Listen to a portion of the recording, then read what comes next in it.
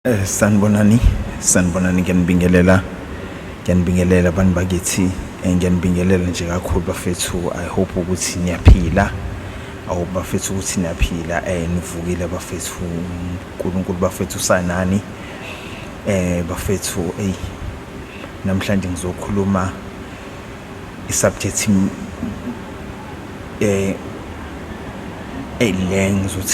le ngizothi is sensitive kakhulu.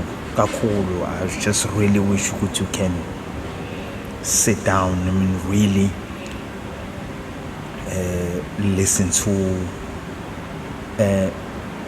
ngikhuluma ngayo le yabo, khuluma ngaso lesihloko lesa namhlanje bafethu. Kodwa ke as always kumina kubaluleke kakhulu ukuthi kubona bonke abangisupportayo, all the people that have subscribed to my channel bafethu. Thank you guys so much, and for those who are pushing me bafethu kwamanye ama-platform ngibone lapha kumanye ama-platform bafethu abantu they do share ama-videos wami bafethu. So I'm grateful bafethu. I am so grateful guys. I'm so grateful bafethu. Ngibonga nje kakhulu i-support yenu bafethu. Please keep on supporting me bafethu, and then I promise you guys that I'm gonna keep on bafethu nginikeza nje bafethu ukudla kwendlebe bafethu. Bafethu sengikuyileyo level the way like ngifila ngakhona ukuthi manje it's not a pride bafethu. It's not a pride like at all bafethu. You know the name of the channel bafethu. So kumnje kanjalo nje bafethu. So sengiyilapho kuleyo level bafethu. It's all about restoring our dignity as black people bafethu. It's all about restoring our dignity as black people bafethu. So i-subject bafethu namhlanje ngizokhuluma bafethu ngokuba semathandweni. You watch the end bafethu. You listen to the end you listen from the beginning right till the end, because siyafundisa la, siyamotivate la, and we also encourage la ekhaya bafethu. So without wasting more of isikhathi bafethu, let me just begin.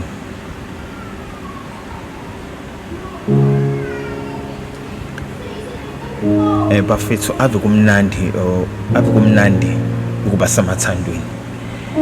Ave kumnandi bafethu ukuthandwa. Ave kumnandi bafethu ukuthandwa. Kumnandi ngalendlela ukuthi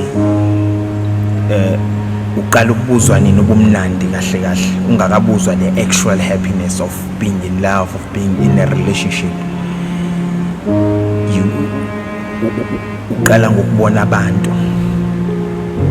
abantu kungaba like ama-parents, kungaba like kungaba abantu like the people that you see on TV, kungaba abantu like walking down the streets, abantu babonayo, and you also hear the stories in bits of how good it is to be in love, to be loved kahle yabona, to be loved yabona lonto, ngoba you have to feel loved in order for you to be in a relationship. Ngixolise lapho kuleyo ndawo bafethu. So somehow siyafunda along the way, sibuke lezi zinto, sibuke like ama-soapies, sibuke ama-drama, sibuke ama-romantic movies and stuff like that bafethu. And then ugcina usuzizwa nawe usukuwona lo muzwa lo, na ugcine nawe like usuyibona mfethu, uthi ugcine nawe usuyibona ukuthi yazi engathi ngayimina lo yana yabo, engathi ngayimina lo siphila kanje, engathi ngayimina lo phethwe kanje, engathi ngayimina lo kukhulunywa kamnandi naye kanje, engathi ngayimina lo exchange like ama-gifts, well communication bafethu, well sit down, well addressing, well mannered yabo nje mfethu, respect and everything. So you see those things mfethu like zenzakala kuwena, you see those things mfethu yabo zenzakala mfethu kuwena yabona lonto. So then at that moment mfethu, you find yourself smiling because like ingaphakathi lakho, it's developing these feelings yabo, it's developing these feelings mfethu, yabona leyo nto, leyo mizwa lo uthi yabona, this is me, this is me, even though you're not there, but just because of the things that you are hearing and the things that you are seeing, yabona leyo nto. So nje mfethu ugcina na usulapho, yabona leyo nto. Then in the way forward mfethu, as you are keep seeing this thing, keep hearing this thing, keep watching these people mfethu, yabona, doing all these things, nawe masuyayibona ukuthi yes, I feel like I'm ready. Because sometimes before senze ezinye izinto engathi singaqale sibuke kuqala, engathi singaqale siyibone kuqala, before senze ezinye izinto engathi ezinye izinto singaqale sifunde ngazo kuqala, before size senze ezinye izinto engathi singaqale yabo siqale siyibone kuqala lezi zinto lezi zenzeka kuqala, yabona lo nto. That's how it is. I think umuzwa wothando na uqhamuka lapho, na uzofila usuyibona ukuthi yazi, I really wanna be in this thing, I really wanna be in this thing, yabona lo nto, because I see it as the most beautiful thing. I see it as like it's the most beautiful thing, that like to be in love, yabona lo nto, I mean like to be loved and all that, yabo. Then before you get actually to meet somebody, yabona lo nto, and then you study yourself first. Am I ready to do all these things to my partner? Am I ready to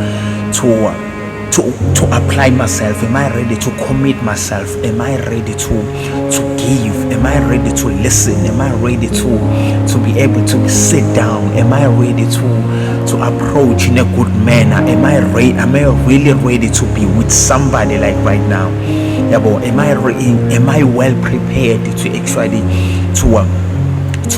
to put myself in that position and put the person, you know, that I'm gonna be with, and put him in that position of making sure that he feels love, he feels respected, about everything that I need, that I've been picturing ukuthi like zenzakala kumina, ngabe mina ngiready ukuthi ngizenze lezo zinto lezo before I actually receive all of those things, before lezo zinto zizenzakale kimina.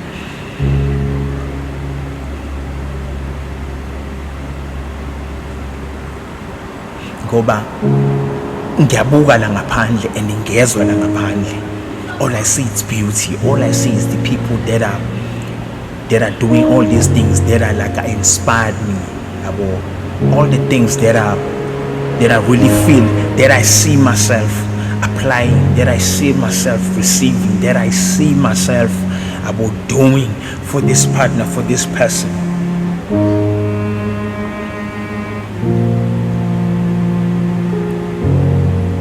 Am I really ready? Because that's the main thing, my friends, is to find ourselves first before we actually see committed band, before we be like in a commitment, in any sort of commitment, but the commitment in Kumangan, the commitment in Bizwang, love, relationship, romantic relationship. That's the commitment that I'm talking about, my friends. So we really need to have that inner surge. I don't know what I'm calling it right, but we need that before ngempela size sihlanganise nabantu. Because the thing is, you don't want to make mistakes and think which when everything will be about you. You don't want to make that mistake thinking that like your partner only have to please you. You don't want to make that mistake and think that you should be the one who should be prioritized. You don't want to make that mistake of like saying it is all about you. Anything that I want, I'm gonna get it. So I'm just gonna sit back and relax and watch it happen, and watch it happen to me, and watch this person do all these things to me because I am important. You don't want to make that mistake. You don't want to make mistake thinking that the relationship would be healthy just because you are happy. It's not a one-man rule. It's not a one-person rule. It's not a nuts part. A relationship is not about one person. These are the things that we need to know. These are the things that we need to know, that we need to study, that we need to cherish, that we need to keep in our minds. That is why as we see these things, as we see people committed to each other, as we see all of these things that inspires us, as we see all of these things that are motivating us, as we see these things that we see it like we need to also making sure we study these things, we study from these people, and don't be afraid to ask. Don't be afraid to ask, but ask the right questions. Okay, as time goes on, approach umuntu noma lo muntu lo approach now. Normally umuntu wesilisa vele approach umuntu wesifazane. Normally into nje vele le ebalekile into nje le ayijiki futhi nje imi kanjalo. So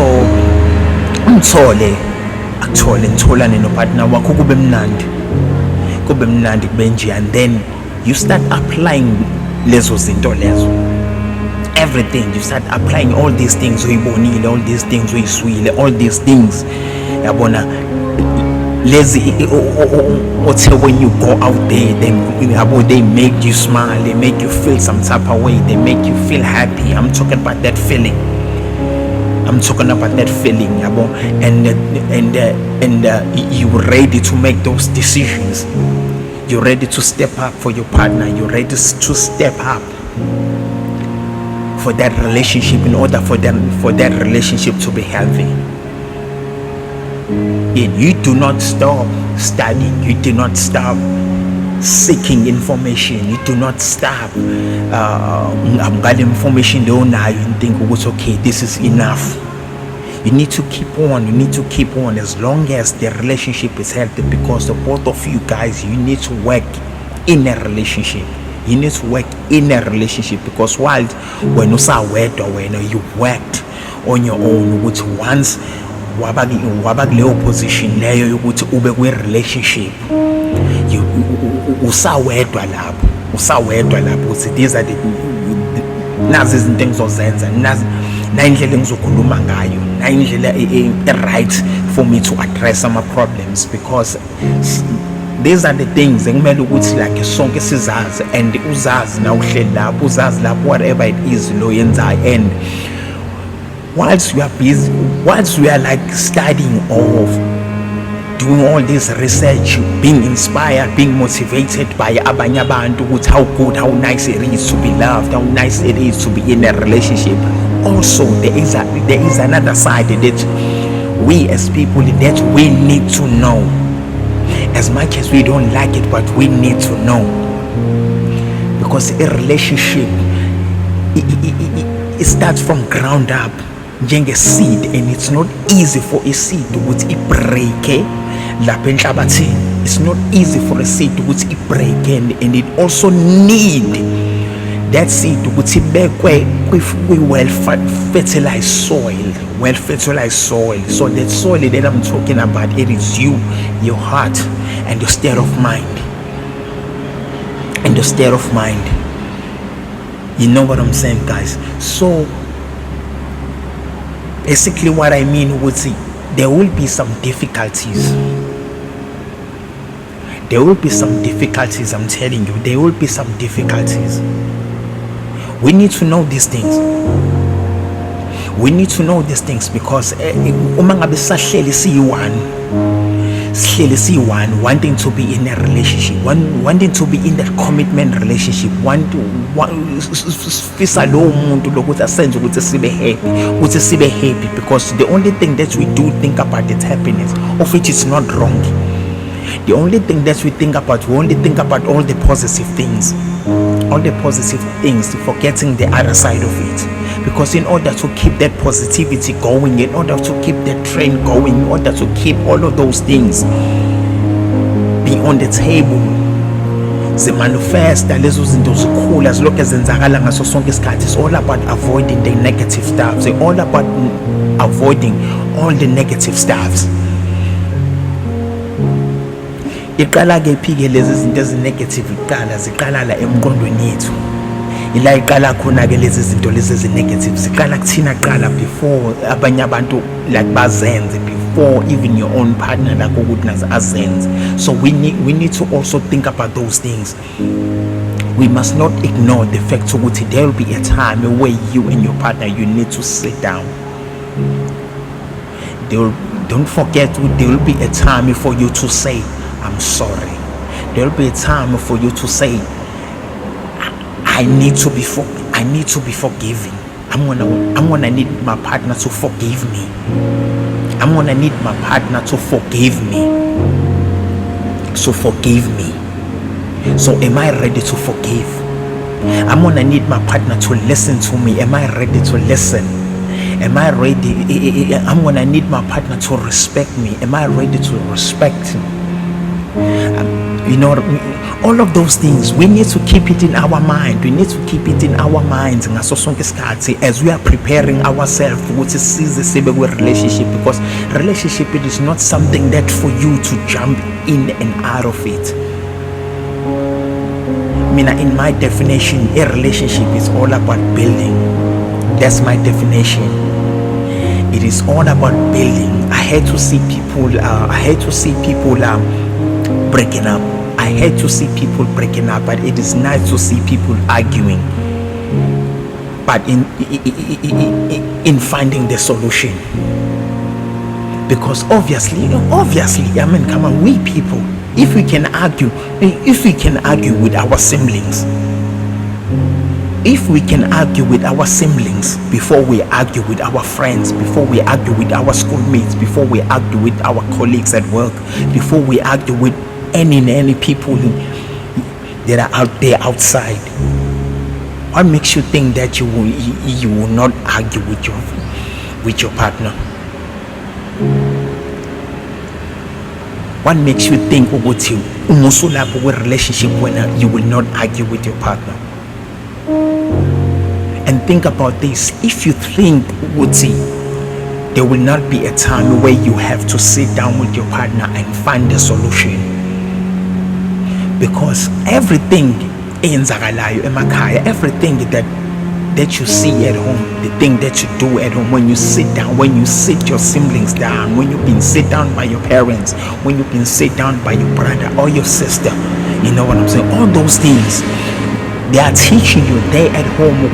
These are the things that you're gonna need, that you're gonna have to, that you're gonna do in a relationship when you're with your partner, your lifetime partner. I say there are only few things, but most of the things we need to pay more attention is doing the seasons are emakhaya. The thing that ezenzakalayo lapho emakhaya. If you can ask your parents or your brother or your sister in a right way,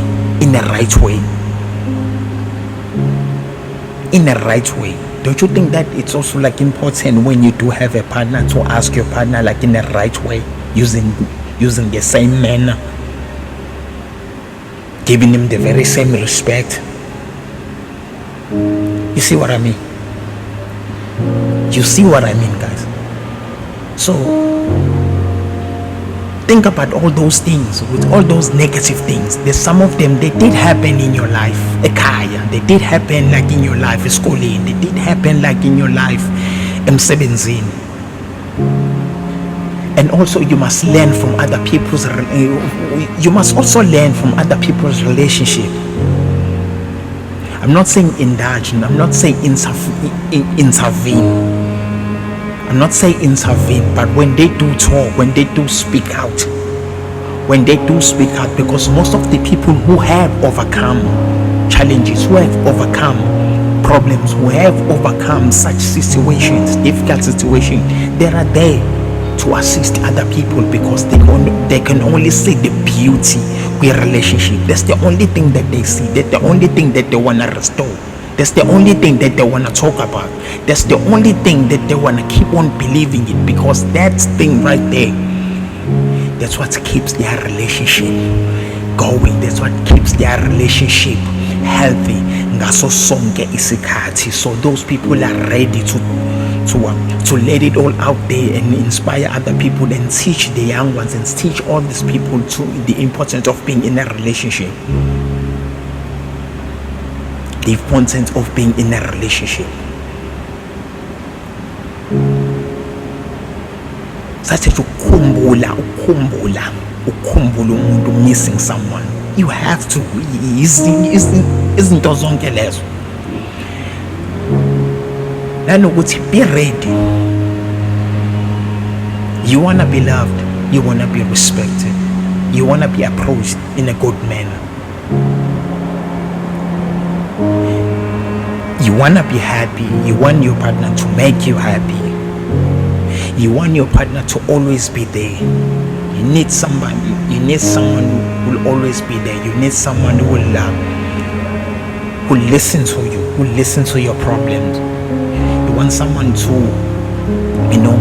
rub your feet, to lift you up, even spiritually. All of those things that you're writing it down, that you're writing it like in your brain, that you're keeping it in your diary. The very same thing, it doesn't matter even if there are thousands or hundreds of thousands of things that you need from your partner, that you need your partner to do for you, to give you, to share it with you. All those hundreds of things that are there in your diary, those are the very same things that you yourself, that your partner ayidingayo naye ukuthi zenzakale kuyena.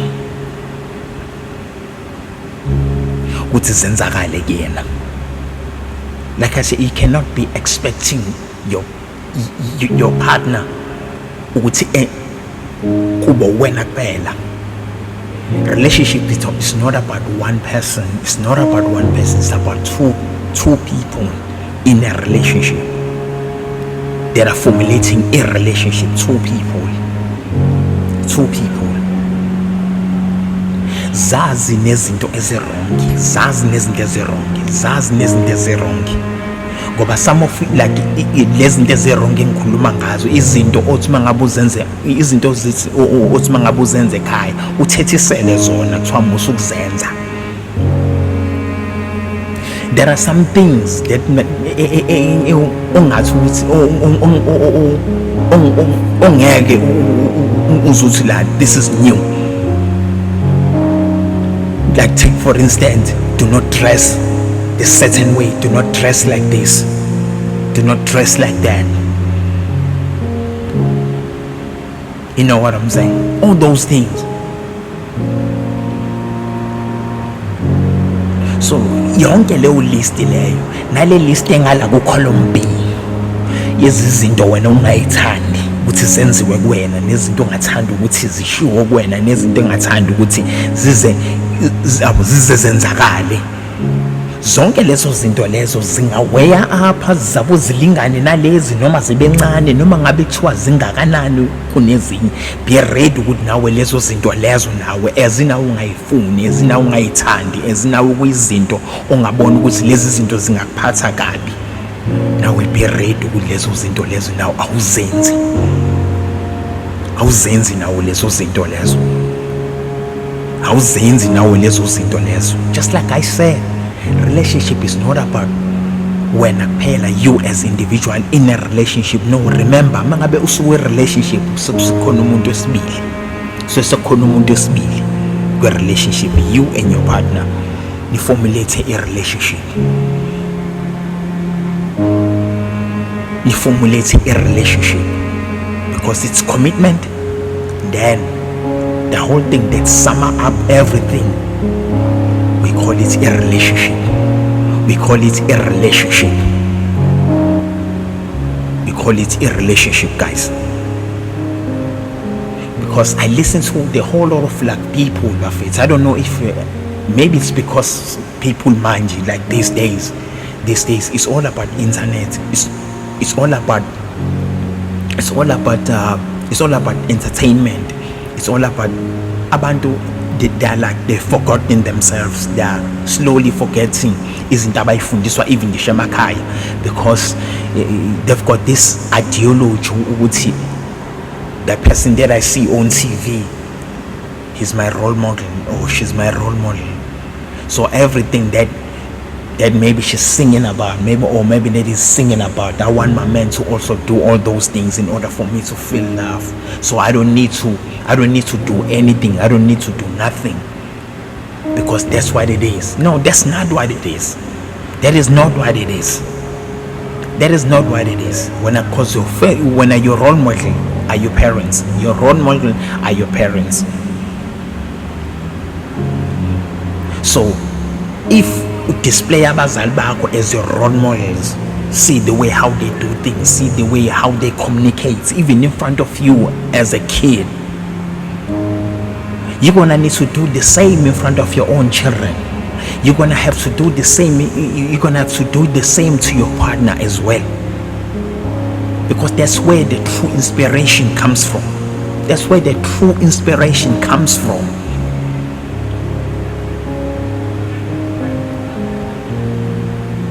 It does not come from the internet. It does not come from, you know what I'm saying? Yes, you might hear all these songs that sing about love, talk about love and something like that, but the true inspiration, where it's coming from your parents.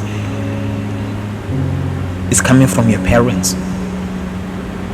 So thatha ke lezo zinto ke lezo mfowethu nawe my sister, uyithathe lezi zinto uyibeke lapha phambi kwakho. Ungabeki ngisho neyodwa la ngemva,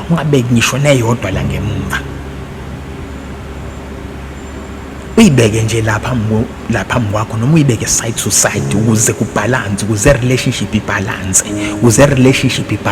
because kumele ukuze relationship iye phambili, ukuze relationship ithi move forward, idinga ukuthi kube khona ibalance, it needs a balance. What balances a relationship? It's no magic, bafethu. It is no magic at all. It's for you to know all the things that you've been thinking about, the things that need to be done, the things that you don't need, which is those are those things that make your relationship balance, by knowing the both, by keeping the both, by knowing the both, by acknowledging the both. But the difference is ukuthi iyipho nalo apply, because if you apply the wrongs, of course your relationship izophela. Of course the relationship would fade. Izophela your relationship. By keeping them both, so always remember these are the things that can cause me le relationship ukuthi iphele. Ilezi zinto ezingayenza le relationship ukuthi ivele iphele, it's something to talk about. And the beauty of a relationship, before it even begins, you think about the good things that comes out of a relationship, it's right there. And leon to the uyayazi, maybe some of you guys do not pay attention to it. You know it, you and I know it. It's just there to some of you guys, some of your Buffets people out there. You do not pay attention to it. You do not pay attention to that thing right there, because that thing is special. That thing is beautiful.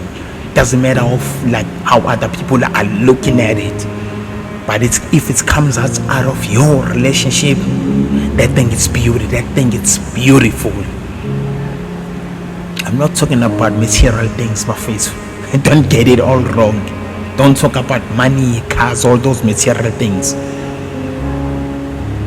because I am on this video, I am going to talk about the material things in a relationship, so pay more attention, so the good thing that comes out of a relationship, think about this.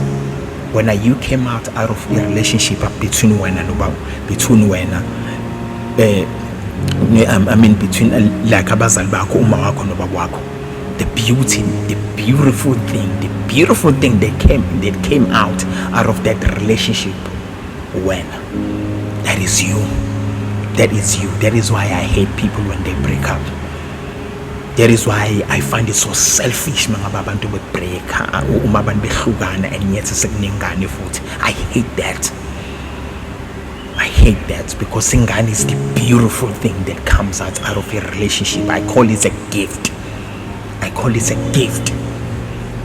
Because when your parents, they were so happy when they were expecting when they talked about you before fear when they talked about you even bengakahlangani bona. They talked about having a baby, having babies. They talk about you even bona bengakahlangani bona bengakahlangani, which is why it's a gift from God. It's a gift from God. It's a gift from God that God is waiting with anikeza abantu abayi-2 abahlangene abathandanayo with commitment. You know what I'm saying? Now you get me when I say I hate people when they break up, especially mabesekhona ingane. I hate it bafethu. Leonto, I don't only hate it bafethu, it pains me. It pains me bafethu. It pains me. It pains me a lot bafethu. So you think about that bafethu. You think about that. So that is why that you have to work on these both sides bafethu. Is you've got 2 hands, you need to work on the both sides and make sure that you apply only the good ones, because all the bad ones bafethu akhona and kuzokwenzakala. Why ngithi kuzokwenzakala bafethu? Ngikhuluma ngoba lana bafethu, you're not dealing with no muntu. Let's scratch that bafethu. Stop saying ukuthi ngidila nabantu mangabe uthandana nomuntu wakho. Stop saying ukuthi I'm dealing with my boyfriend, I'm dealing with my girlfriend bafethu. All those terms, you need to put those terms aside bafethu. You don't deal no muntu bafethu. You deal with the situation. You don't deal no muntu bafethu. Don't ever say that. Don't ever say that bafethu. When you are dealing with this person, you see, like that mentality right there, it needs to stop. That mentality right there, it needs to stop. If you want to be in a real relationship, if you see that relationship as a long term, if you're willing to learn and apply, adapt, provide, protect nature, you need to scratch that mentality, because it's not healthy for when it's not healthy for your relationship. It's not even healthy for your partner. Believe me, it's a disappointment if your partner when you are dealing with him, you're dealing with her. No, that's not what it is. That's not it. It's not it. It ain't never gonna be it. I'm telling you. You don't deal with the person, but you deal with the situation. That situation is a problem. The situation is a problem. You know what I'm saying? So we ask with you are with this person. You accept the person because you had accepted yourself first. The acceptance that I'm talking about, guys, pay more attention, but be more close about it. You accept yourself by knowing that you are not perfect. By knowing that you are not perfect. By knowing that you are not perfect. By knowing that you are not perfect. So if you want to be accepted with your own imperfections, you need to be able to accept umuntu with his or her own imperfections. That's what it is. That is why it's kunali parts where relationship where you have to teach, where you have to learn. You see those parts where you have to accept, you have to be. If you want to be accepted, you need to learn to accept. If you want to be forgiven, you need to be ready to forgive. If you want that person to ask, if you want your partner to ask for forgiveness, you have to also be ready to ask for forgiveness. It's all about acknowledging the fact that you are not perfect and you are with the person that has accepted you with your own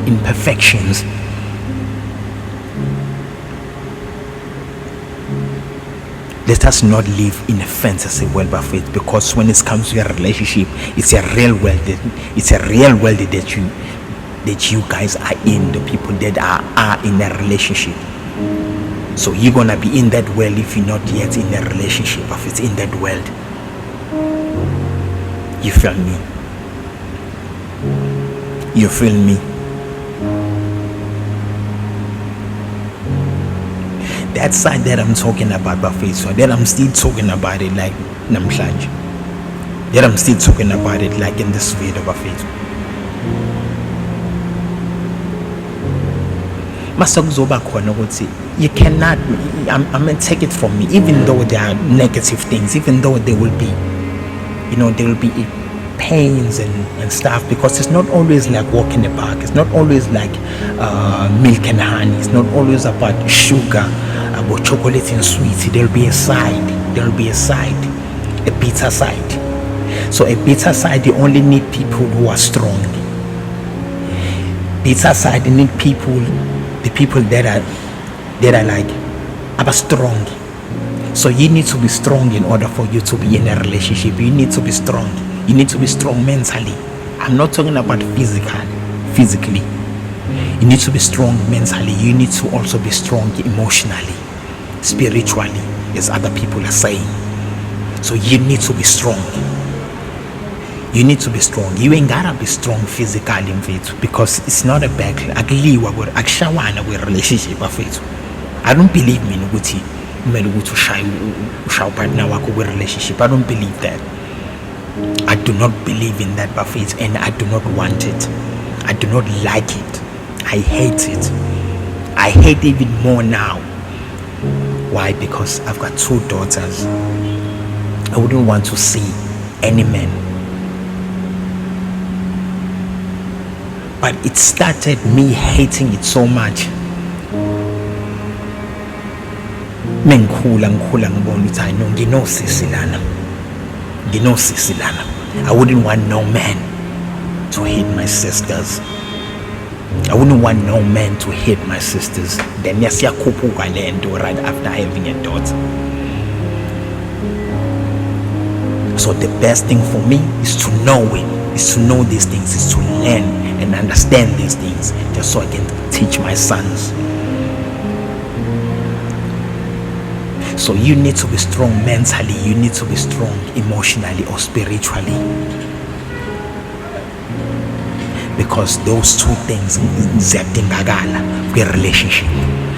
Lezo zinto ziyadingakala, lezo zinto kwi-relationship. A physical strongness la idingakala khona, it is where like you protecting your partner.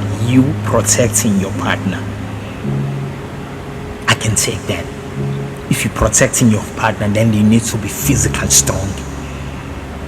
If you're protecting your partner, and that part right there, I'm loving it. So all of these things ezizokwenzakala. Remember, you're not living in a fantasy world, bafethu. It's a real world. Umuntu uyawenza amaphutha, umuntu uyawenza mistakes. So these are imperfections engikhuluma ngabo bafethu. I'm talking about umuntu enza mistakes. I'm talking about you making mistakes. I'm talking about your partner, you too, making mistakes, bafethu. Nenza mistakes. I know umunye uzothi kodwa mangabe ezoloke enza into eyi-1, you still call it a mistake. No, it's not. It's all the part of learning. It's all about acknowledging. It's all about asking for forgiveness. It's all about saying, you know what, I'm learning from this. I'm never gonna do it. I'm not gonna do it ever again, because this is what it does to your partner. This is what it's doing to my partner, and this is what it's going to do la kule relationship lengiyon. So in order for you, it is both of your responsibility, Bafethu, the 2 of you, to protect this relationship. Kunina nobabili lo kusezandleni zenu nobabili. Not your parents, not your friends, not your children. Lento kunina nobabili. Eyenu lento le nobabili. So isezandleni zenu nobabili. You only need one person. You only need only one person, uNkulunkulu, to be at the center of that relationship. Remember, I'm gonna share you this, bafethu. I'm gonna share you guys this before ngiqhubeke. uNkulunkulu kunesikhathi la angena nawe emlilweni. So uma ngabe ngena nawe emlilweni, njoba nothuku nalo wesithathu. Njoba nothuku nalo wesithathu uNkulunkulu lapho phakathi, put Jesus in the center right there, bafethu. Ungena nani? Remember, ungena nani? Akangeni nani ukuthi uzosha nani, ungena nani ukuthi aphume nani futhi. So kwi-relationship yenu nobabili, kwi-relationship yenu fakani yena center. He knows you. He knows you too better than you know yourselves. Better than you know yourselves, guys. That's the facts. That's the truth.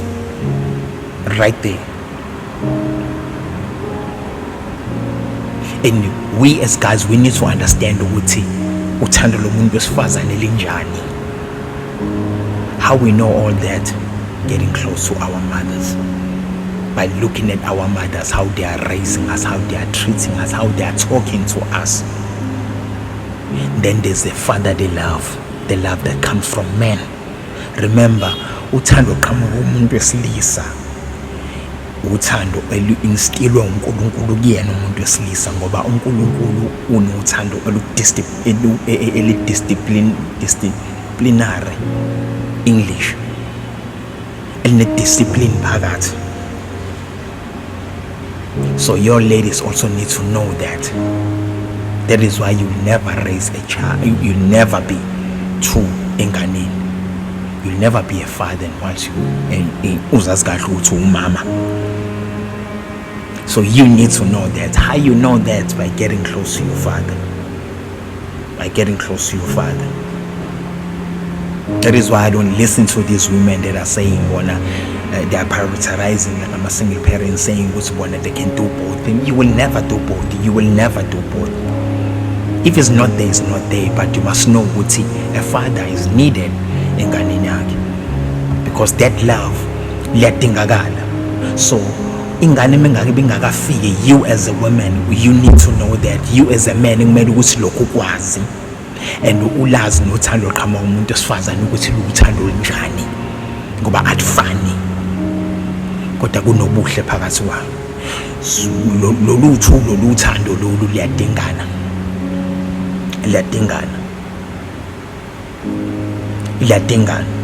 Umuntu wesifazane unothando olukhaglishayo. There's too much sympathy right there. There's too much cuddling right there. There's too much sacrifice right there. Olomuntu wesilisa, you have to know ukuthi lune-discipline. You're gonna keep on falling. Umuntu wesilisa ngeke azathi stop falling. Umuntu wesilisa ngeke azakugone akusondeze eduze. We don't have that. We don't nurture thina. We teach, we protect, we provide. That's us. So thina, our protection is much different than olwethu uthando. It's way different from uthando labantu besifazane. So we need to know that as we sihlukene la kukhona umuntu wesilisa khona umuntu wesifazane, uma ngabe sekwe relationship kumele ukuthi lokho kwazakale lokho. Kumele ukuthi nobabili lokho nikwazi nitshelane nifundisane kona lokho. And you must always apply it. Ngaso sonke isikhathi, do not change. You must always apply it. Apply it day in and day out, ngoba lana nihlukene lana nobulili obuhlukene lana owesilisa owesifazane. So you need to daily, every day, daily, when you wake up in the morning, before you leave, you must always apply it. Put it out there on the table. Let your partner know what's in mina. I do acknowledge it. I'm taking it. Yes, I'm taking it because you're my partner. I'm taking it because I have to. I'm taking it because I gotta take it. That's what it is. That's what it is. That's how it is, bafethu.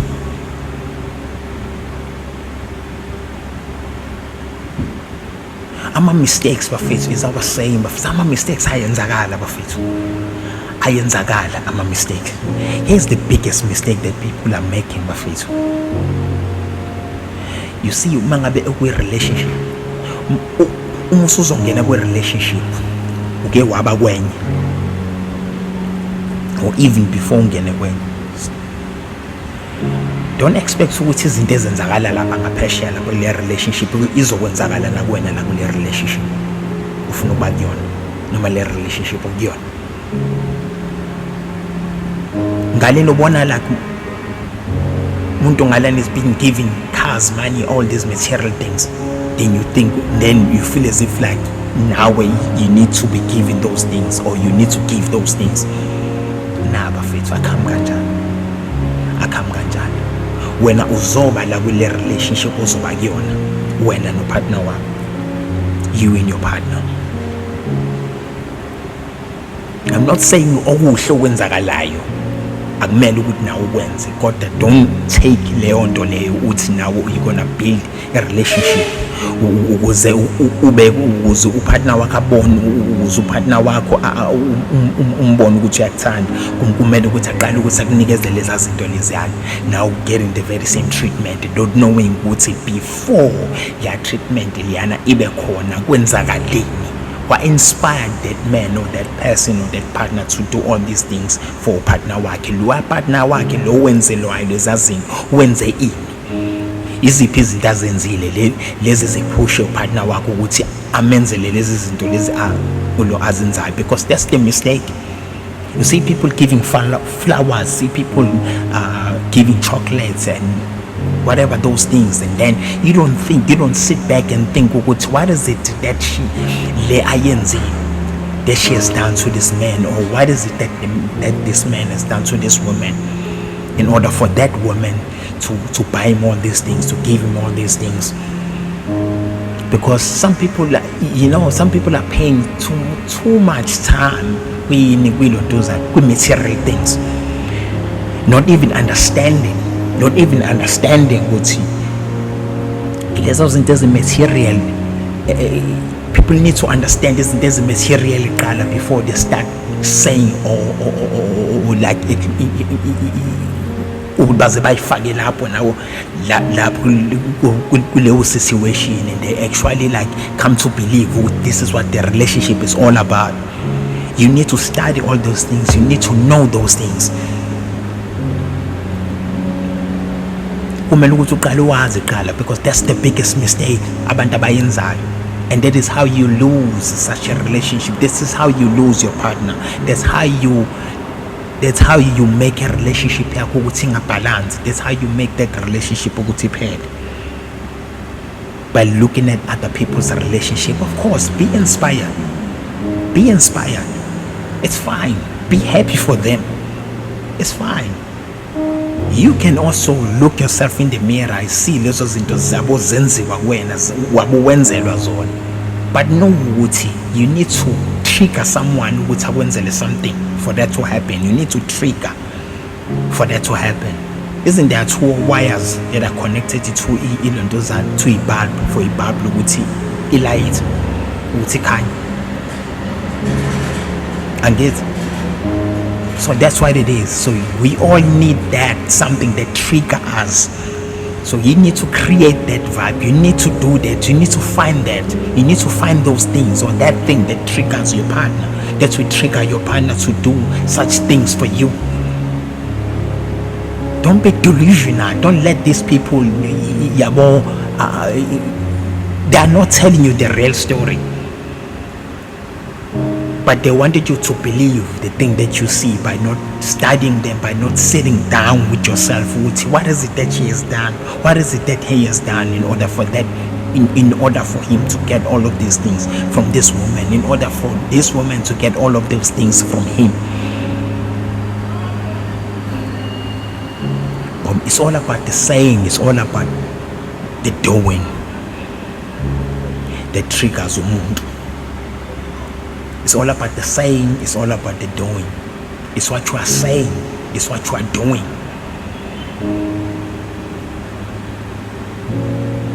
I know relationship experts, but it's just that I hate to see abantu break up, and I've learned, I've learned.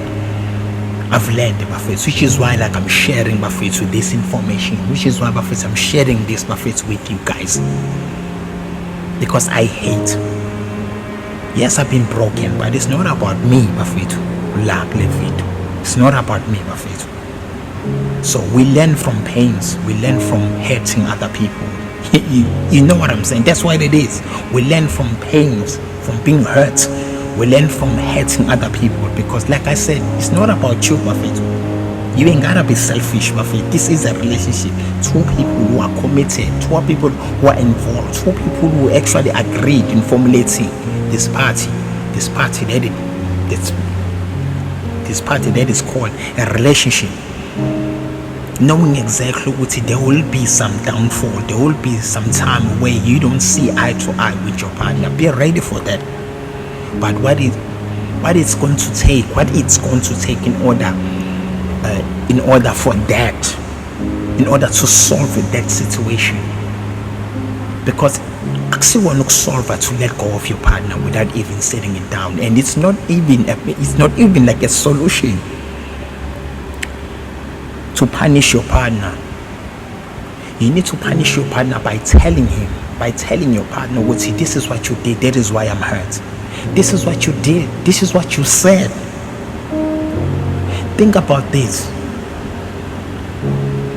Muzoshaya ingane, wena mushawa kini, ubuthi mangabe upanishwa kini, let me not say ukushaya. Mangabe upanishwa kini, ubutshelwa wena ukuthi upanishelwani. Upanishelwa ukubuya late, upanishelwa ungeza, upanishelwa all the wrong things. Kodwa lezo zinto ezirong ubutshelwa ngazo, order for wena to learn, to not ever ukuthi lezo zinto ungabisazenza, ukuthi lezo zinto ube far away from them. And also futhi masuphinde futhi uyayala ukuthi do not do such things. Nazi futhi nezinye izinto engamele ukuthi like ukuthi uzenze, because this is where you able to identify izinto ezi-wrong nezinto ezi-right. That is how you learn. That is when you learn. You know what I'm saying? This is how you also learn. Because some of the things I think a relationship, most of the things, the majority of the things engamele ukuthi zenzeke are the things oyifundiswa emakhaya, are the things ebekade uzenza wena, wafundiswa ngazo kodwa wena ungasazenza. The things that you got punished for obukade uzenza wena ekhaya, because lento manje ingawe before ukhulume ngezinto obekade ubona awodade wenu noma ubona abantu like abane next door bepanishwa ngazo. Before uzwe ngama colleagues wakhe emsebenzini, uzwe ngama schoolmates wakhe esikele, uzwe ngama friends wakho, you put them all in one box. Ngoba all these things izinto ezi-wrong, all these things eziba nama-results angemahle, ama-results angemahle. And another thing yesibili e-wrong abantu abayenzayo, don't come with your past relationship. Don't come with your past relationship. Don't come with any other people's relationship kwi-relationship muzoqala i-relationship entsha. Don't be telling your partner ukuthi wena umngane wakho wenzelwa ini or that person wenzelwa ini, ngoba wena awuyena lowo muntu lowo, awuyena wena lowo muntu lowo. You are not that person. You are not that person at all, and you will never be that person. You are you. So in your relationship, you need to be you. You need to be you. And that's another important thing. Don't be somebody else. Don't be somebody else. Be you. Because when that you comes on the table,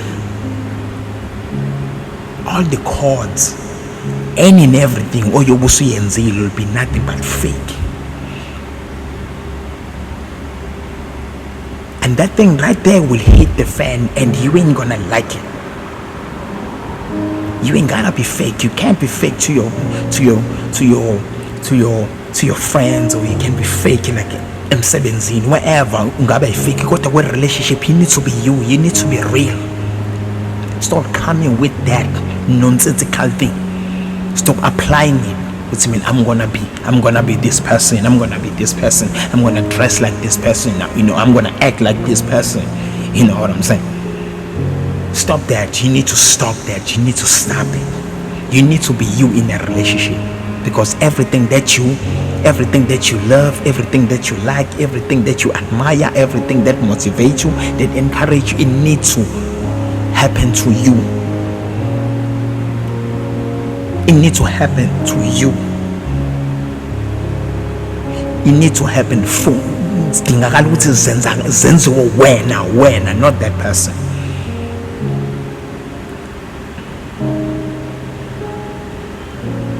A lot of people have been moved by slow jam like back in the days. When I look at them like now, all the people that they thought they were, they were that artist, they were that somebody. Those relationships are gone. Because they thought they were this person. No. I like it. There's this R&B singer. He once said, everything that we sing about, everything that we are saying, guys, on the records, some of these things, we're not even doing those things. And we're not even in a relationship, guys. You know what I'm saying? So, all you have to do, you have to take what's good for when. What's good for when. But first, you need to understand with everything that we're singing about, everything that we're singing about, that we're rapping about, that we're putting it on the record. Though we're making money out of it, it's talent, but it's don't even think what we are in the types of situation. There was this artist that was interviewed in one of the radios back in the days. One of the radios was interviewed with this, by this DJ. I'm not gonna say the names. Guys. But he was asked by the lady. Says, all these things that you are saying on your records are the things that you are doing, and where do you get all that? He said, everything that I'm taking it out there, I'm discussing it with my wife. You might think that I'm like, I'm dating all these different ladies, these different women. No, I sit down with my wife and write these lyrics.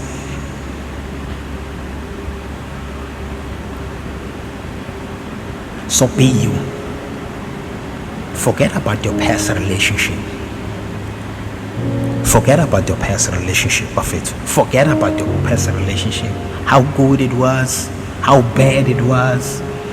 Forget about all that. Forget about all that.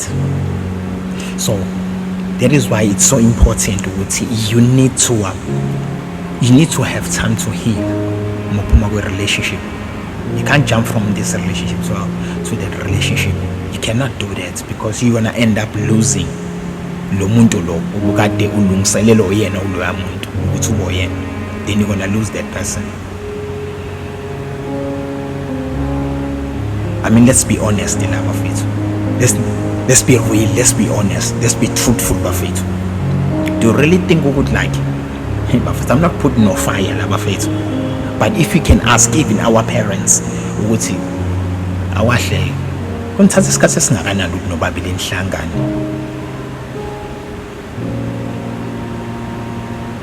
So you basically asking how many people that they've dated before they actually bona baze bahlangane badate. Of course, there are people abatholane bengakaze babathola abanye abantu, like on the side. Bakhona kodwa imajority abantu batholene sebeke batholana nabanye abantu. I'm being really lana bafethu. I'm just being really lana. So what it takes ukuthi when you forget about that, you forget about that partner, you forget about that relationship. There are only two things that you need to take with you. Ufundile, uphume nani. Ufundile, uphume nani. So umufundile, ufundiseni. ufundisiwa wena yini oyifundile, uphume nani. So everything lezi zinto uphume nazo izinto ezingekho right, izinto eze-right uphume nazo. Lezi ezingekho right ezikwenze waphuma lapha kule relationship, lezi zinto zenzile, yazi lento ngisho, lezi zinto zenzile nalezi zinto ezenziwe kuwena, you don't do those things. Kodwa wena into oyenzayo, you learned, ufundile kuzona, ufunde into enozenzile nezinto ezenziwe kuwena. That is why some people are not comfortable to hear about your past relationship. That breaks inhliziyo zabantu. You know what I'm saying? Ufundile lapha, ufundisini, uphume nani. Then basuhlala phansi. Uhlala phansi, you don't have to rush. You don't have to rush to be in a relationship.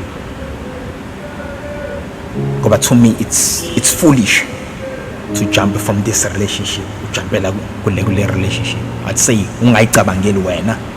You don't value yourself, you don't respect yourself, and you might end up losing.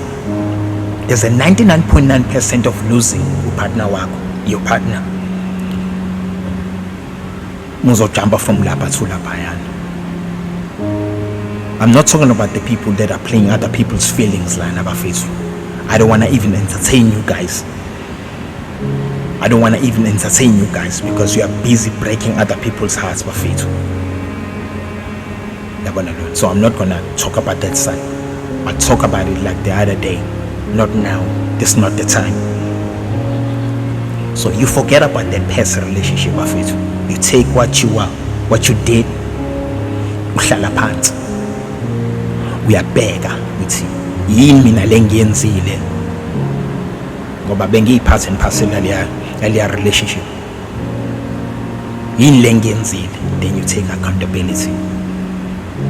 You take what you did, they're correct. Ngaleso sikhathi uyi-correct ake, we call it healing process. By letting it go,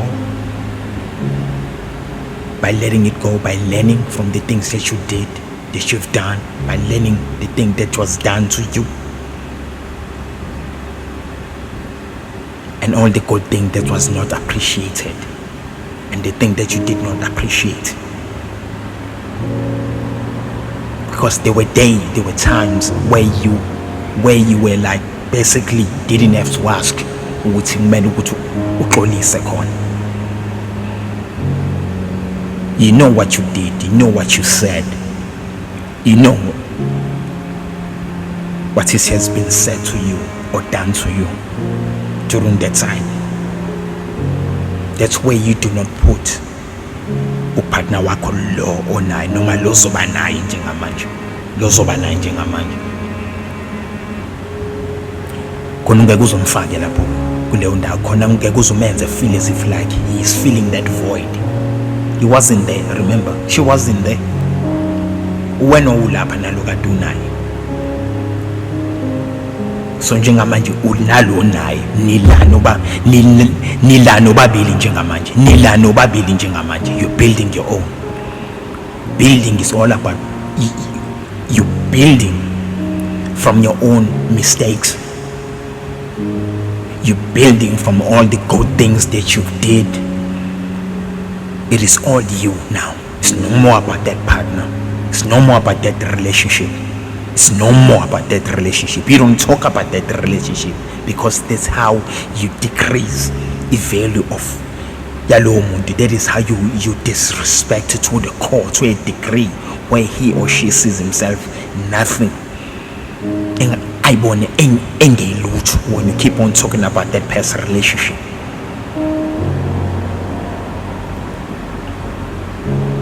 And you have to know this is something that you all people engimele ukuthi nikwazi bafethu. Ado you and made with female made ukuthi ukwazi ukuthi muku relationship, you are in it to build it. You are in it to build it. You build by solving. You build by listening. You build by learning. You build by communicating. by communication. You build like sacrificing, you build compromising, you build by all of these things. Khona mangabe fixa, also fixa, you build by fixing as well. When it's time for you to fix, mele wazi identify ukuthi ngifixa kephi. You do not fix when you're breaking the whole thing down. You do not fix by keep on bringing on ama-mistakes asewenzile la kule relationship. Of course, everybody knows ukuthi yes, you can forgive, but you cannot forget. You work on forgetting things. You work on forgetting things by telling yourself ukuthi you are not perfect, by telling yourself ukuthi he accepted me with me by not being perfect. So who am I to keep on taking him back? Who am I to keep on taking my partner back? It's what he did. When he already apologized for it. When he has already apologized for it.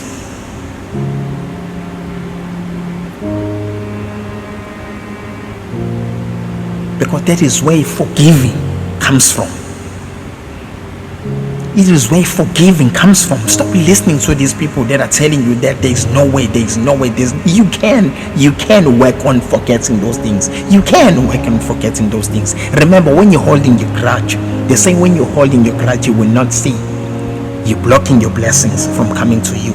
You cannot see the beauty that it's in you, that is coming towards you, that it's manufactured and built for you for when. You cannot see it because you're still holding on to that.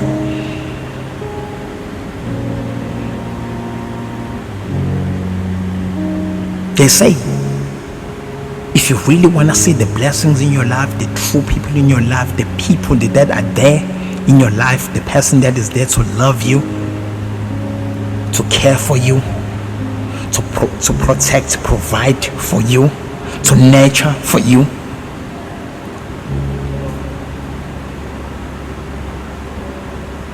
it's for you not to hold on.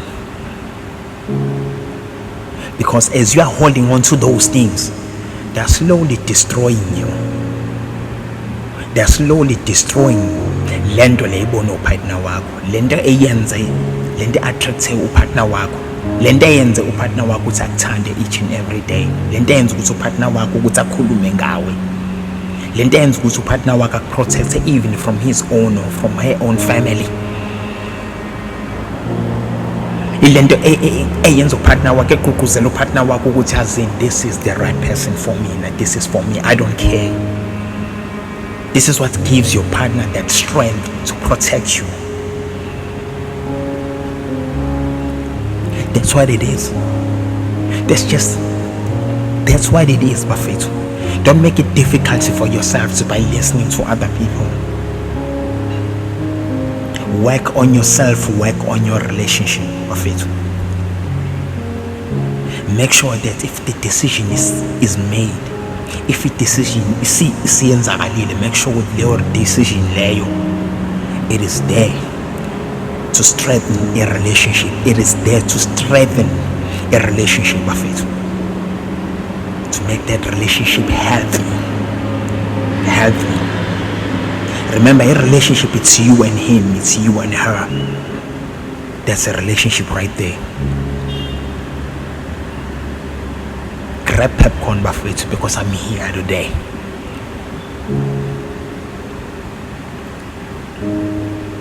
Problems mangabe ifika, if that situation ifika, if the problem ifika, you do not ignore inkinga, you do not ignore a situation because isiyenzakalile. You do not ignore that.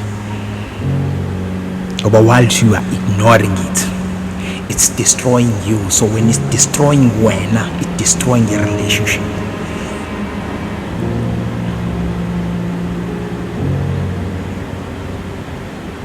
Listen to me closely. If that problem or that situation, it's destroying you, it's destroying not only you, it's also destroying your relationship. When it comes to tackling a problem, you need to tackle a problem with your partner. You need to take a problem with your partner, because it's not about you, it's about a relationship. And that relationship, it's you and him. It's you and him. It is you and him. That's it. It's you and her.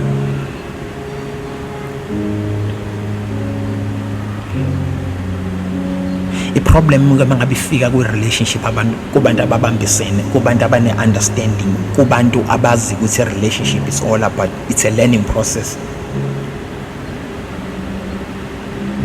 It's taking and letting it go, without letting it ezinye izinto go. You're learning from those things by telling your partner, this is what it's going to cost us, the relationship, if you keep on doing these things. If you keep on doing these things, do not do these things. Don't talk to me like this.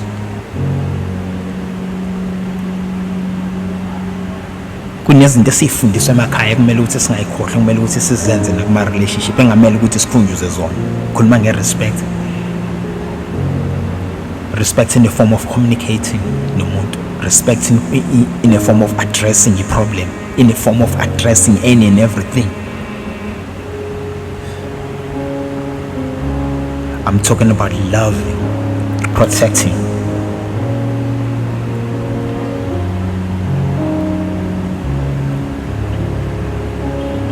So mangabe i-situation ifika, I call it inkinga. You deal ne-problem ngendlela yakhona. And you both need to know, melenazi, you both need to know that there is a solution to a problem, to any problem. Masifikile ine-solution yakhona. Ama-problems azoshare ama-relationship strong, ama-problems azoshare ama-relationship efundile.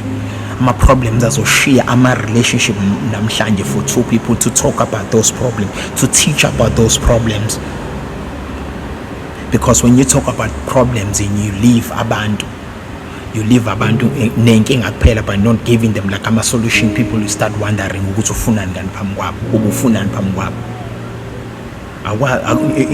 Awazi ukuthi njengothisha eklasini uzothi 1+1 uzothi kuno 1+1, then obatshela i-solution yakhona, i-answer, because that answer right there is the solution, ukuthi umuhlanganisa u-1 no-1 kuphuma bani.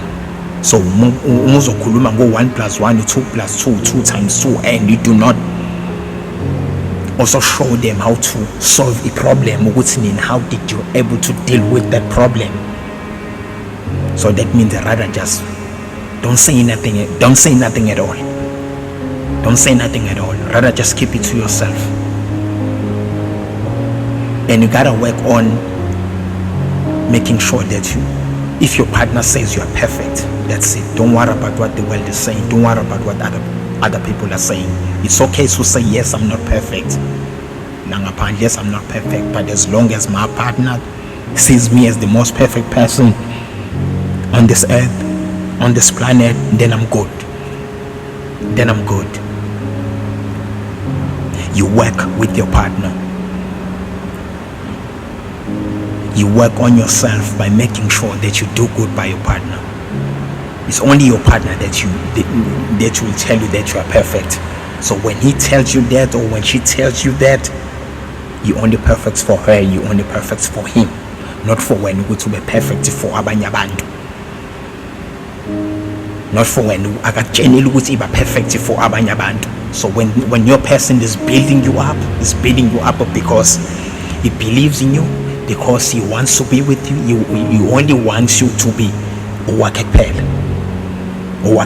That's it. For the world to see it's okay, not for when to take it to the world. Not for when to take it to the world.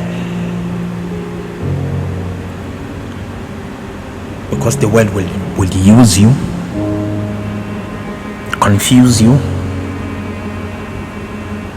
and make example out of you. And you ain't gonna like that. The only world that you are preparing for is for you, that beauty that I've talked about earlier on. The child.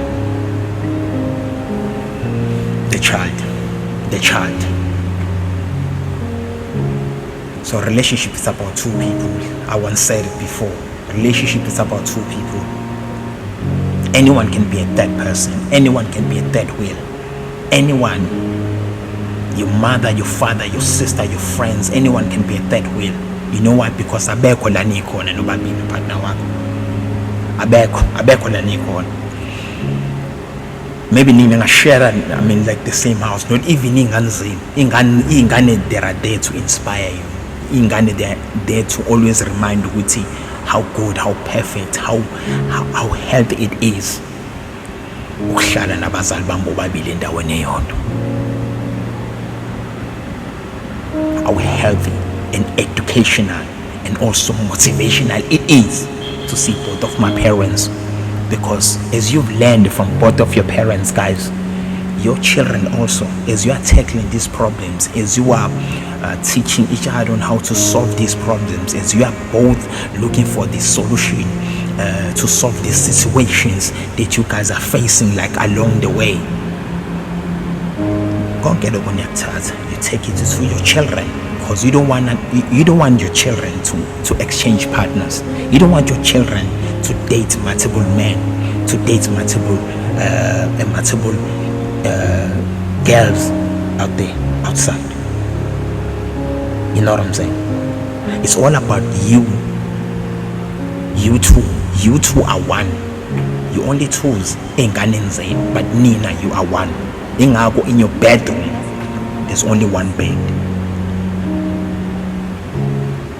Understand what I'm saying, Bafethu? Understand what I'm saying? I'm saying all these things, Bafethu, because I hate to see abantu behlukana. I hate to see abantu behlukana. Ain't no one can take control of other people's relationship out there. No one, not the therapist, not the motivational speaker. No one, Bafethu. It's only people who are in a relationship, Bafethu. Who are in a relationship, guys. Who are in a relationship, Bafethu. Nobody else. So when I'm saying, Bafethu, anyone can be a third wheel, Bafethu. Even a therapist, even a motivational speaker, your parents, your friends, your siblings, the people that you grew up with. Nabo mfethu bangabo mthelela. Nabo abadingakala mfethu. I'm not saying it's not okay to seek more advice from your folks, from your parents, but you need to listen closely to what they are telling you.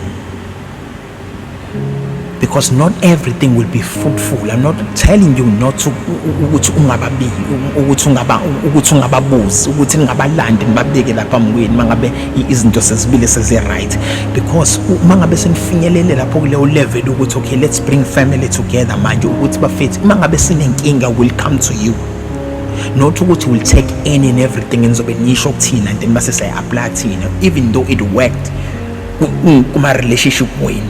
It worked my relationship went. So that doesn't mean ukuthi like thina izosebenza. Nina, give us, you only seek for the advice that will be fruitful, helpful for your relationship, Bafethu. That's what it is, Bafethu. Let's not get it twisted, Bafethu. You don't want to pinpoint your own parents. You don't want to end up telling your parents what you guys cost me that relationship. If I did not listen to you guys, if I did not listen to you, brothers and sisters, if I did not listen to your friends, if I did not listen to this motivational speaker, Bafethu, I wouldn't be in this position that I am. You gotta be able to say, to take what is only healthy for you and your partner in order for that relationship to be healthy. By taking it all out there, put it on the table, Bafethu. This person will tell what is it that it lesebenzela mina nawe, ngoba anything that works for mina nawe, it works for this relationship, Bafethu. Because a relationship wena naye, and la kule relationship you are one. You are one, not two. You are one. With relationship inenza nibe umuntu oyedwa. A relationship, Bafethu. A relationship inenza nibe umuntu oyedwa, Bafethu. I'm loving this. I'm loving it, Bafethu. I'm loving it, Bafethu. I'm loving it like day in and Bafethu. I'm loving it, Bafethu, all the way, Bafethu.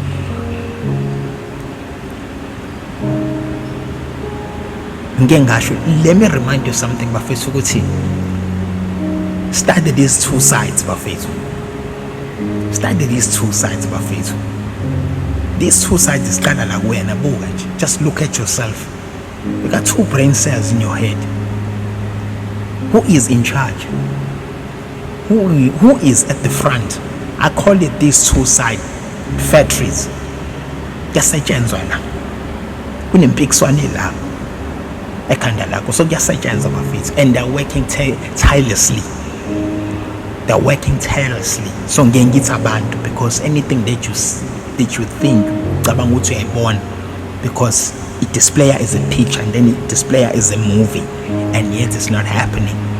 When you start believing in it, it might take you to a place where you never thought it would take you, which you see yourself being. That's two-way street bafethu. That's two-way street. That's two-way street bafethu. It's either you go to the left or you go to the right.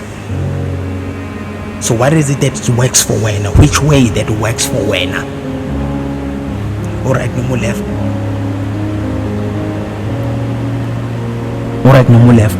You are a CEO, you are at the front, so you're the one who decides which side that you are fertilizing the most, that you put more manure.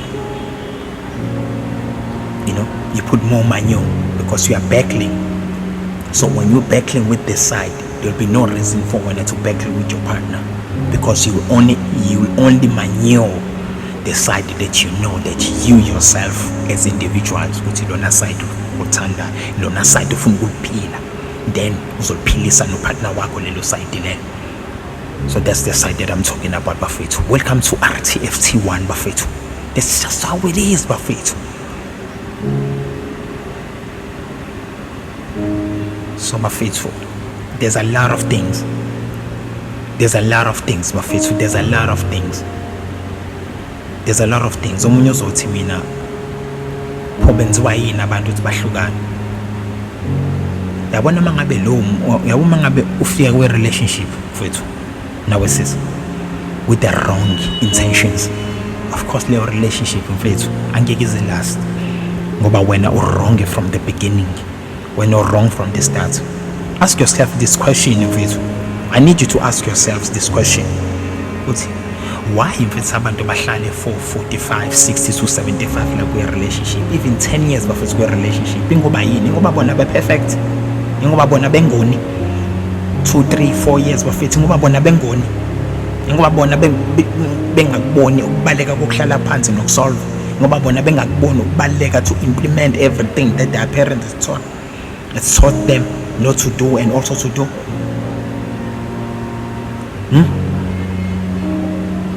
Ask yourself such questions bafethu. Ask yourself such questions bafethu, because it's not healthy out there bafethu. Uphuma la ungenela. What about you bafethu? What about ishoniphi lento ethi bafethu umzimba yithi ithempeli likaNkulunkulu bafethu? Ishoniphi le nto leyo? Ngoba le nto leyo uyona myalelo lo owawusho ukuthi I can't share my body with any and everyone elana bafethu. I cannot be exposing myself bafethu, because number one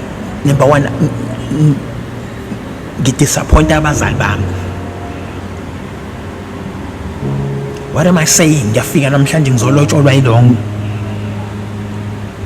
because iqala la lento bafethu. Lento iqala la sekutheni wena udropha ile moto, uyabonakala uhamba noSibuko, uyabonakala uhamba noNhlanhla, then the next thing usubonakala usuhamba noThembi, usubonakala usuhamba noVusi, uhamba noSiyawo, uhamba noBongani, uhamba nabo bonke wena nje labantu, wena uwedwa kahle kahle. You don't want to find yourself in that position, because that position right there will ruin your children's life forever. How do you think your children will feel when ushintsha abantu wena? What advice are you going to give to your children? What's the best advice that you're going to give to your children when, and yet you want your children which is zikbiza role model yabo? Because everything that your parents sees in you is the better version of them. It's the better version of them. That is why they're so happy when they see you. The first time ufika, they were waiting for you. They were waiting for you, praying for you. Your mother tossed and turned. Your father wondered ukuthi uma wakho ulala kanjani ebusuku with you ula esifuni sakhe. You know what I'm saying, Buffett? These are all the things that we need to think about, Buffett, that we need not to forget. That we need not to forget, Buffett. That's the fact. That's the facts right there, Buffett. Right there, Buffett. We've been saying it. We've been, our parents, Buffett, they raised by it, Buffett.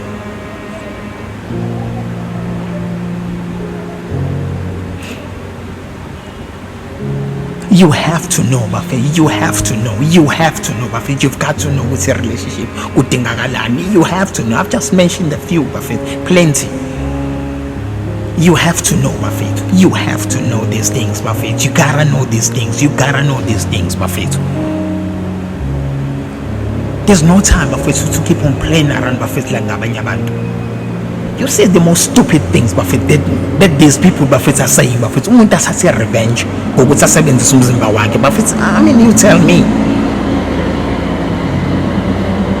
You tell me, Buffett, ukuthi ngempela iphi, Buffett, ilontuzana umqondo lapho, Buffett, oya phambili. You value yourself, you respect yourself, you love yourself, you take care of yourself. You love enough yourself to love somebody else. You take care of yourself enough to take care of somebody else. You feel me? You learn the things. You learn the things.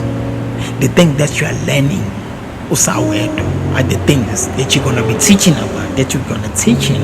You take it to your partner. The thing that you like, the thing that you do not like. The thing that you do not like. So that means you are not serious. For you, you're saying like you don't want nobody to waste your time. Why are you wasting other people's time? You think that like taking, it's enough? It is right? No, it's not enough. Sometimes you gotta give. Sometimes you gotta give. That's what it is. Sometimes in a relationship you have to give as much as you receive. It's no competition, but if they stop this competition, which is just because so that means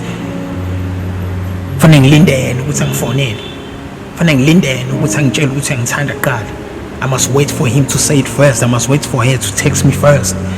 But it's not a competition. That is why this relationship is slowly crumbling down. That is why people do not understand, do not want to sit down and understand of what the relationship really is. Buffet. That's what it is, Buffet. Because there's competition in a relationship. There's competition in a relationship. Just because he's not posting me, so I'm just gonna wait for him to post him first. It's all believing in the world. Where was the phone when your mothers and fathers, they had to wait for a letter to arrive? That's how patient they are. That's how they value themselves and value their relationship.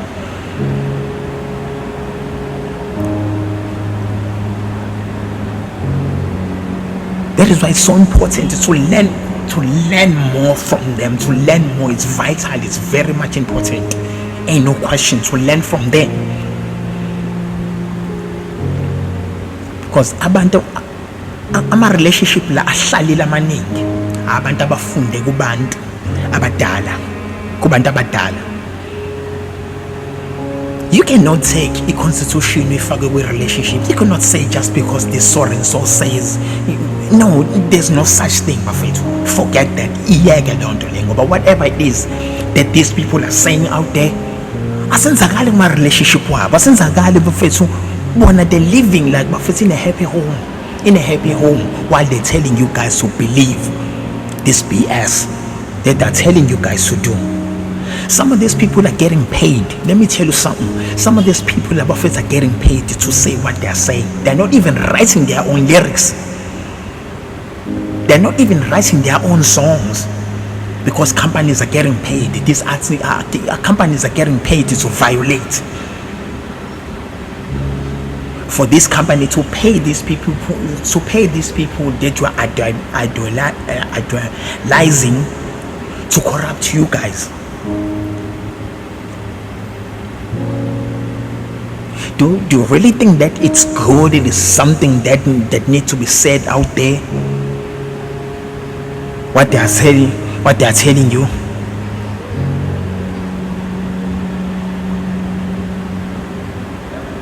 What is it that she's saying about replacing, but she's still stuck to that man?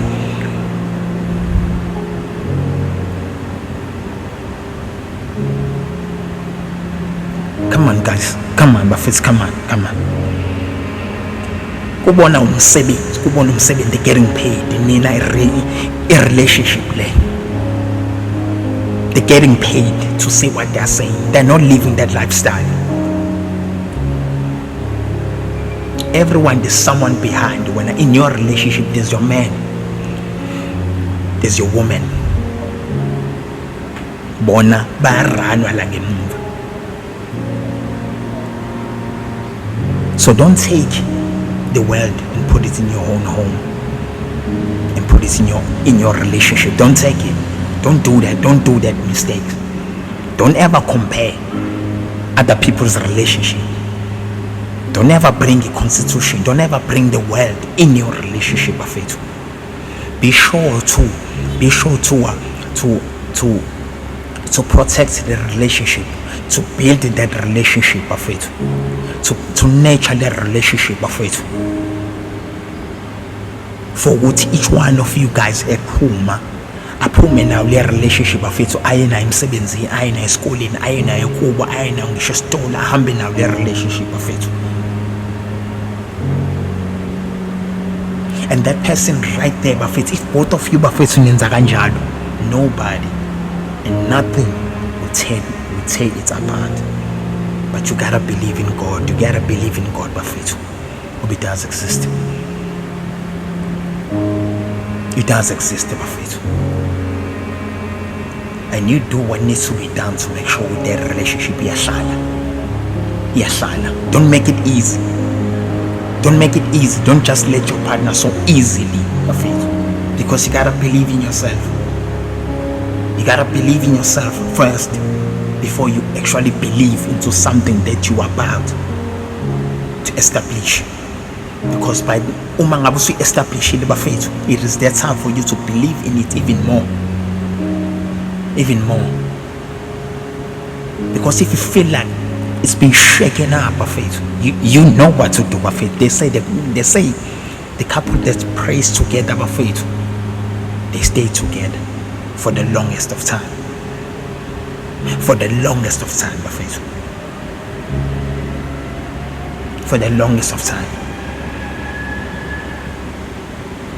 Because everything in the Bible, what they see, I see my lifetime partner. Then they ended up seeing themselves. I bone na partner wake. Ukuze kuthiwa labantu sebeyafana relationship. Did you ever hear something like that? Or did you ever say something like that? No matter did anyone ever say something like that to you and your partner, which is any fun. It's because Nina no babili lana. When you say it's not easy to be in a relationship, so you can make it uneasy for when. You can make it easy for your relationship.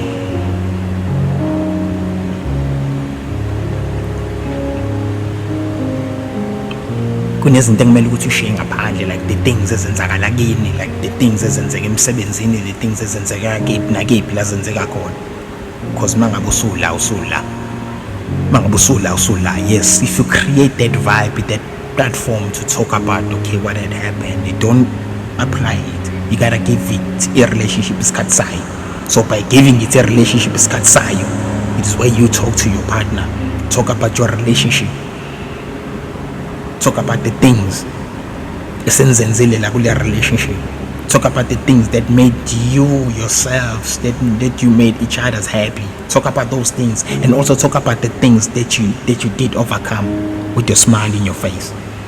Believe me, when you talk about the yesterday's pain, when you're talking about like the yesterday's pain, when you're talking about it like namhlanje, like today, you'll be smiling.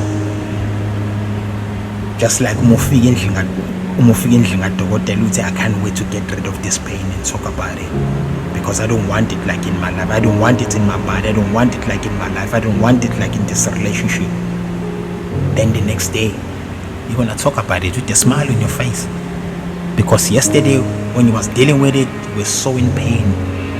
You were so much in pain, the tears flowed down on your face. But today, there's tears of joy, because you are talking about it. You've dealt with it. Both of you sat down, you dealt with the problem properly, in the most respectful way, mannered way. So when you are together, tackling a problem, nobody, you'll find a solution. Make sure that the solution in each holiday, it fits their problem, just like a shoe size. Just like a shoe size. Because you cannot walk with an uncomfortable shoe. You cannot walk, even if that shoe is big. You cannot walk properly. You cannot walk properly, bafethu. So it is what it is, bafethu. So bengithi nje angishare bafethu lokho. I've been wanting to make this video. I guess something triggered me for me to actually talk about it, the topic in engikhuluma ngayo, bafethu. We cannot start a relationship bafethu knowing ukuthi ufuna ukuthi iphele. Rather just be alone than hurting other people. That's my advice. You cannot keep on hurting other people. Believe in it.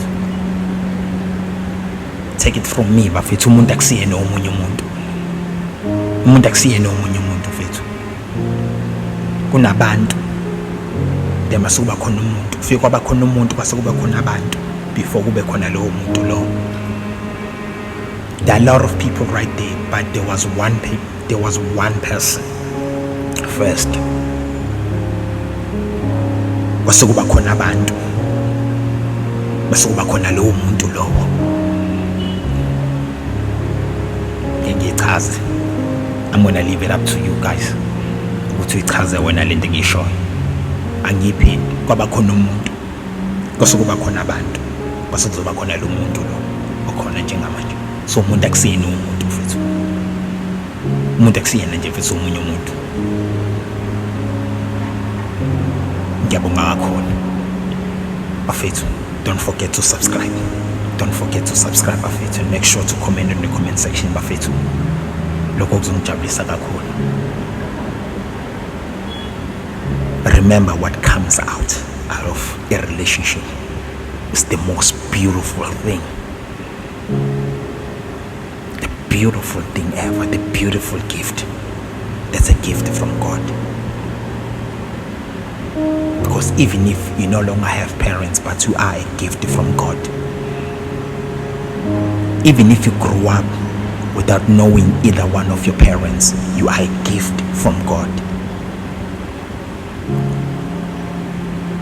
Remember that. Remember that you are loved. If there's a need for you to love, it's because you were loved. Siyabonga bafethu.